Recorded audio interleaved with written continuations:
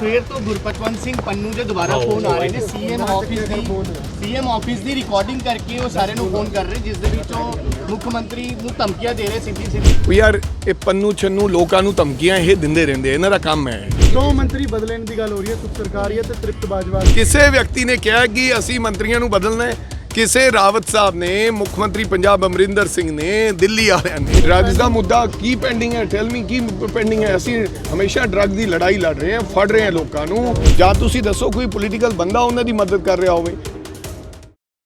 उनकी बात सुन के मैं यहाँ पर आया हूँ और कुछ नहीं है। नवजोत सिंह सिद्धू भी आलाकमान से मिलने के लिए दिल्ली गए हुए थे, वो भी वापस लौट आए हैं।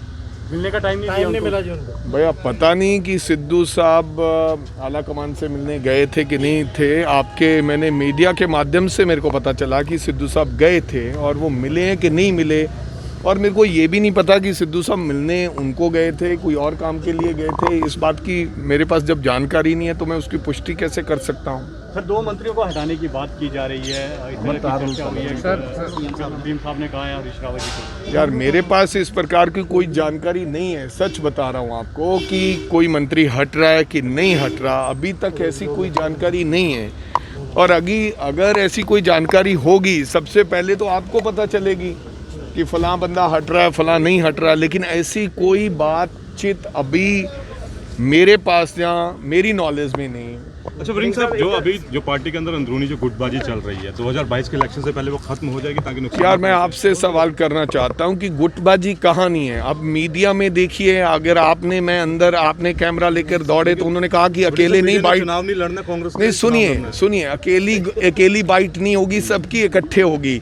घर वाली एक परिवार में 3 बच्चे अगर हैं मेरे पास तो 2 मेरी घरवाली के साथ खड़े रहते हैं, एक मेरे साथ खड़ा, वहाँ भी गुटबाजी है। कल मैंने देखा कि मलूका साहब बहुत खफा थे अकाली दल की टिकट से जो उन्होंने अनाउंस किया। सबसे सीनियर आदमी है, हालांकि घर की पार्टी है। अगर कोई घर में अगर वहाँ सुखबीर को कोई बोलता है तो वो 2 मिनट के में उसका काम खराब कर देता है, क्योंकि वहाँ पर बोलने का अधिकार ही नहीं है। आम आदमी पार्टी में रोजाना भगवंत मान ये कहते हैं कि अगर मुख्यमंत्री नहीं अनाउंस किया तो नई पार्टी बनाऊंगा। तो कांग्रेस में भी ऐसा चलता है।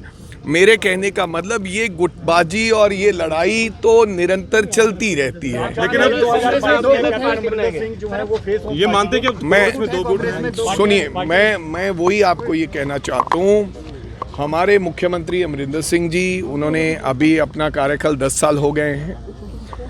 नया फैसला, क्योंकि देश की प्रधानमंत्री जब मनमोहन सिंह थे और मनमोहन सिंह जी को बनाने का काम सोनिया गांधी ने किया था। जब सोनिया जी की लोग कह रहे थे कि वो देश की प्रधानमंत्री बने, लेकिन सोनिया गांधी चाहते तो वो अपने परिवार के सदस्य राहुल जी को बना सकते थे। लेकिन 2 बार कांग्रेस पार्टी ने सोनिया गांधी जी ने, जबकि उनको कहा जा रहा था, उन्होंने कहा कि मैं देश की प्रधानमंत्री नहीं बनूंगा। और ये मेरे पास अधिकार नहीं है। जो तीसरी बार भी ये कांग्रेस का कल्चर है, जो भी मुख्यमंत्री बनेगा बिफोर इलेक्शन ये सोनिया गांधी जी और राहुल गांधी जी जहां आफ्टर इलेक्शन वो तय करेंगे मुख्यमंत्री कौन होगा। हो सकता है वो कहें कि राजा वड़िंग को मुख्यमंत्री बना दो भैया। मेरे कहने का मतलब सुनिए, ये किसी को कोई पता नहीं है कि कौन मुख्यमंत्री हो। राणा सोढी भी कह चुके हैं कि जो सीएम होगा वो कैप्टन अमरिंदर सिंह। मैं कह रहा हूं कि मैं ऑल इंडिया यूथ कांग्रेस का अध्यक्ष रहा हूं। अगर मैं अध्यक्ष रहकर और किस सिस्टम के करीब रहकर अगर मैं ये जान नहीं पाया कि कब अनाउंसमेंट होता है मुख्यमंत्री और कौन अनाउंस करता है, तो शायद मेरे को फिर सिस्टम के करीब जाने का कोई हक नहीं था। मैं ये कहता हूँ, ना मेरे पास अधिकार है ना किसी और व्यक्ति के पास अधिकार है। मुख्यमंत्री कौन होगा कौन नहीं होगा इसका अधिकार केवल श्रीमती सोनिया गांधी जो कांग्रेस की प्रेसिडेंट है और राहुल गांधी जी उनके पास। मीटिंग बुलाई गई थी, जो समन्वय समिति बनाई गई है वो कैंसिल हो गई। सैशन तो पहला चर्चा होनी चाहिए कुछ तो मुद्दे। यार ना तो हमें मीटिंग में कोई न्योता था ना कोई, सच कह रहा हूँ मैं, कभी झूठ नहीं बोलता। मेरे को ये नहीं पता था कोई ऐसी मीटिंग होने वाली है बिफोर सेशन, नहीं पता था। मैं नहीं ਵੜਿੰਗ ਸਾਹਿਬ ਜਿਹੜੇ ਹਿਸਾਬ ਦੇ ਮੁੱਦੇ ਪੰਜਾਬ ਦੇ ਚੱਲ ਰਹੇ ਤੁਸੀਂ ਸਮਝਦੇ ਕਿ ਸੈਸ਼ਨ ਬਾਅਦ ਦਾ ਹੋਣਾ ਚਾਹੀਦਾ ਸੀਗਾ, ਕਿਉਂਕਿ ਆਪੋਜੀਸ਼ਨ ਵੀ ਲਗਾਤਾਰ ਡਿਮਾਂਡ ਕਰਦੀ ਹੈ, ਪਰ ਮੁੱਦਿਆਂ ਨੂੰ ਲੈ ਕੇ ਤਾਂ ਤੁਸੀਂ ਵੀ ਲਗਾਤਾਰ ਹੀ ਆਵਾਜ਼ ਚੱਕਦੇ हो सकता है। हजे मेरे ख्याल ਜਿਹੜਾ ਦੁਬਾਰਾ ਸੈਸ਼ਨ ਆਏਗਾ, ਬਜਟ ਸੈਸ਼ਨ ਆਏਗਾ, ਜਾਂ ਜਿਹਦੇ ਵਿੱਚ तमाम ਚਰਚਾਵਾਂ ਰਹਿਣੀਆਂ, ਜਿਹਦੇ ਵਿੱਚ ਗਵਰਨਰ ਐਡਰੈਸ ਹੋਏਗਾ, ਜਿਹਦੇ ਵਿੱਚ तमाम ਜਿਹੜੇ ਆ ਮੁੱਦਿਆਂ ਦੀ ਗੱਲ ਹੋਏਗੀ, ਉਹ ਦੁਬਾਰਾ ਜੋ ਮੈਨੂੰ ਆਫੀਸਰ ਸਾਹਿਬਾਨਾਂ ਤੋਂ ਸੁਣਨ ਦਾ ਮੌਕਾ ਮਿਲਿਆ, ਬਿਲਕੁਲ ਸੈਸ਼ਨ ਵੱਧ ਹੋਣਾ ਚਾਹੀਦਾ, ਲੇਕਿਨ ਜੋ ਮੌਕਾ ਮਿਲਿਆ ਉਹ ਇਹ ਹੈ ਕਿ ਉਹ ਕਹਿੰਦੇ ਕਿ ਉਹ ਦੁਬਾਰਾ ਰੱਖਿਆ ਜਾਏਗਾ। ਇਹ ਸਾਡੇ ਗੁਰੂਆਂ ਨੂੰ ਸਮਰਪਿਤ ਇੱਕ ਸੈਸ਼ਨ ਬੁਲਾਇਆ। ਦੋ ਮੰਤਰੀ ਬਦਲਣ ਦੀ ਗੱਲ ਹੋ ਰਹੀ ਹੈ, ਸੁਖ ਸਰਕਾਰੀਆ ਤੇ ਤ੍ਰਿਪਤ ਬਾਜਵਾ। ਕੱਲ ਸੁਖ ਸਰਕਾਰੀਆ ਤ੍ਰਿਪਤ ਬਾਜਵਾ ਰਾਣਾ ਕੇਪੀ ਨੂੰ ਵੀ ਮਿਲੇ ਨੇ ਉਹਨਾਂ ਦੇ ਘਰ, ਹੋਰ ਇਹਨਾਂ ਦੋਨਾਂ ਨੂੰ ਬਦਲਣ ਦੀ ਗੱਲ ਹੋ ਰਹੀ ਹੈ। ਮੈਨੂੰ ਦੱਸੋ ਕਿਹਨੇ ਬਦਲਣ ਦੀ ਗੱਲ ਕੀਤੀ, ਤੁਸੀਂ ਸੁਣੀਏ? ਗਾਂਧੀ ਜੀ ਨੇ ਕਿਹਾ ਸੀ ਕਿ ਨਾ ਬਿਨਾ ਸੁਣੇ ਵਿਸ਼ਵਾਸ ਕਰੋ, ਨਾ ਬਿਨਾ ਵੇਖੇ ਵਿਸ਼ਵਾਸ ਕਰੋ। ਤੁਸੀਂ ਆਪਣੇ ਆਪ ਕਹਿ ਰਹੇ ਹੋ।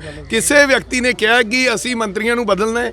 ਕਿਸੇ ਰਾਵਤ ਸਾਹਿਬ ਨੇ, ਮੁੱਖ ਮੰਤਰੀ पंजाब अमरिंदर सिंह ने, दिल्ली वाले ने, वो अपने आप ही है कि बदल की गल हो रही है। साहब रावत साहब प्रभारी हैं यहाँ के, लेकिन उनके साथ जो इस समय हो रहा है हमेशा उनको दबाव में रखा जाता है, चाहे वो प्रगट सिंह उनका बयान आया उसके बाद जिस तरह से उनके ऊपर दबाव बनाने की ऐसा पहले मेरा एक ही कहना है कि प्रोटोकॉल की उल्लंघना नहीं होनी चाहिए, प्रोटोकॉल तोड़ना नहीं चाहिए, चाहे वो कोई भी व्यक्ति है। जिसका जो प्रोटोकॉल है उसको प्रोटोकॉल में रहकर बातचीत करनी चाहिए। जब जब प्रोटोकॉल टूटेगा तो फिर टूटेगा तो नुकसान होगा। तो लगता है नवजोत सिद्धू ने प्रोटोकॉल तोड़े, दिल्ली हाईकमान मिलन गए, लेकिन समय नहीं तो मिले। हाईकमान इत्थे बैठक होनी चाहिए यार छोटे वीर, कोई मिलन गया किसी ਨੂੰ नहीं, कोई मिलन गया तो समय नहीं मिले, ये प्रोटोकॉल यार, तुसी पत्रकार हो, ये कोई प्रोटोकॉल वाली गल है छोटे भी। मैं क्या जरूरी नहीं है, जरूरी ब्रदर जनरल सैकटरी चंडीगढ़ होण, वो कल उन्होंने मिल के चर्चा करे आए ने, जरूरी तो नहीं हुण मैं MLA ते अगर मैं किसी कोई अहुदेदार है तो जनरल सैकटरी साहब इत्थे तो मैं किते जा नहीं सकता। मैं कल सारा दिन ਉਹਨਾਂ ਦੇ ਨਾਲ मीटिंग उन्होंने की है। ये कोई प्रोटोकॉल ते सिस्टम की गल नहीं है यार। बताइए कि 18 मुद्दे जो कोई मुद्दों की बात करो सर, 18 मुद्दे जो नवजोत सिंह सिद्धू ने दिए थे, उन्हीं की चर्चाओं को लेके कल यार वो 18 मुद्दे नवजोत सिंह सिद्धू जी के वो 18 मुद्दे नहीं है। कांग्रेस पार्टी ने कोई काम दिया था जब दिल्ली वालों ने, तो मेरे को लगता है उसी पर चर्चाएं हो रही हैं। कुछ मुद्दों का हल हो गया है, कुछ का होना बाकी है। वो हाईकमांड उसके ऊपर मेरे को लगता है बिल्कुल नज़र बनाए हुए हैं और जल्दी ही उनका भी हल हो जाएगा। 2017 ਦੇ ਮੁੱਦੇ ਨਹੀਂ ਆ, ਜੋ ਬਿਜਲੀ ਸੰਬੰਧੀ ਨੂੰ ਲੈ ਕੇ ਉਹ ਸਾਰੇ ਮੁੱਦੇ ਵੜਿੰਗ ਸਾਹਿਬ 2017 ਦੇ ਵੀ ਨੇ। यार ड्रग्स का मुद्दा की पेंडिंग है? टेल मी की पेंडिंग है? ਅਸੀਂ ਹਮੇਸ਼ਾ ਡਰੱਗ ਦੀ ਲੜਾਈ ਲੜ ਰਹੇ ਹਾਂ, ਫੜ ਰਹੇ ਹਾਂ ਲੋਕਾਂ ਨੂੰ। ਔਰ ਕੱਲ ਮੈਨੂੰ ਹਰਪ੍ਰੀਤ ਸਿੰਘ ਸਿੱਧੂ ਦੱਸ ਰਹੇ ਸੀਗੇ ਕਿ ਕਿੰਨੇ ਹਜ਼ਾਰ ਲੋਕ ਬੰਦਾ ਅਸੀਂ ਫੜ ਕੇ ਡੀ ਐਡਿਕਸ਼ਨ ਦੇ ਵਿੱਚ ਅਸੀਂ ਛੱਡਿਆ ਹੋਇਆ, ਉਹਨਾਂ ਦਾ ਇਲਾਜ ਕਰ ਰਹੇ ਹਾਂ। बड़ी वड्डी गंभीर बीमारी है और इकल्ले हिंदुस्तान ते पंजाब की बीमारी नहीं है, कैनेडा अमेरिका की ड्रग्स का वड्डा गंभीर हो है। ਜਾਂ ਤੁਸੀਂ ਦੱਸੋ ਕੋਈ ਪੋਲੀਟੀਕਲ ਬੰਦਾ ਉਹਨਾਂ ਦੀ ਮਦਦ ਕਰ ਰਿਹਾ ਹੋਵੇ। ਹਮੇਸ਼ਾ ਅਸੀਂ ਕਿਹਾ ਸੀ ਕਿ ਸਰਕਾਰ ਬੰਦੇ ਅਸੀਂ ਨਸ਼ਾ ਇਹਨਾਂ ਦਾ ਲੱਕ ਤੋੜ ਦਿਆਂਗੇ, ਤੇ ਉਹ ਅਸੀਂ ਤੋੜਨ ਦੀ ਕੋਸ਼ਿਸ਼ ਕੀਤੀ ਹੈ। ਹਾਂ ਅਸੀਂ ਉਹਦੇ 'ਚ ਕਿੰਨੇ % ਕਾਮਯਾਬ ਹੋਏ हैं, ਕਿੰਨੇ 'ਚ ਨਹੀਂ ਹੋਏ, ਇਹ ਲੋਕਾਂ ਨੂੰ ਪਤਾ ਹੈ। ਲੇਕਿਨ ਅਸੀਂ ਆਪਦੀ ਹਰ ਸੰਭਵ ਕੋਸ਼ਿਸ਼ ਕੀਤੀ ਹੈ ਕਿ ਯਾਰੀ ਤੁਸੀਂ ਦਿਲੋਂ ਕੁਝ ਕੰਮ ਕਰਦੇ ਹੋ ਤੇ ਨਹੀਂ ਪੂਰੇ ਨੇਪਰੇ ਚੜ੍ਹਦੇ, ਉਹਦਾ ਕੀ ਹੱਲ ਹੈ?